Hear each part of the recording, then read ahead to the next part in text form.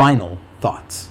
We have journeyed through a vast and difficult landscape. Definitions of violence and rape, feminist and psychological theories, religious texts and traditions, institutional betrayals, cultural influences, and finally, religion as a source of healing. As we come to the end of this series, the question before us is simple but profound. What do we do with this knowledge? Violence as a social and spiritual problem. The first lesson is that violence is never only individual. Yes, it is experienced personally through trauma, shame, and loss, but it is also deeply social and deeply spiritual. Violence is sustained by systems of power, patriarchy, hierarchy, racism, classism. It is reinforced by cultural myths that women provoke assault, that men cannot be victims, that marriage erases consent. And it is sometimes even sacralized by religious traditions, when scripture is read in ways that justify domination and silence.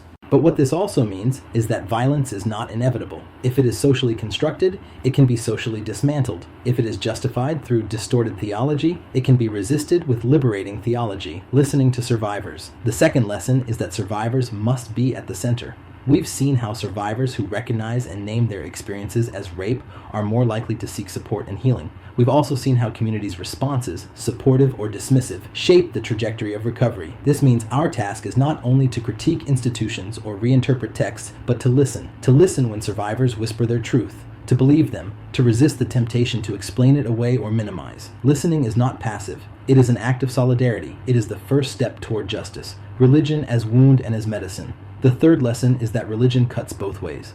We've seen how doctrines of purity and honor can wound, how survivors are silenced, blamed, or even killed in the name of chastity. We've seen how institutions meant to protect can betray, but we've also seen religion as medicine, as prevention, shaping cultures that value dignity, as resistance, fueling liberation movements and survivor defiance, as healing, offering rituals, communities, and frameworks of meaning that help survivors endure and rise again. Religion is not static. It is contested space. It can be turned toward oppression or toward liberation. The task before us. So, what is our responsibility as scholars, leaders, and members of faith communities? To critique honestly. We must not sanitize the violence in our scriptures or institutions.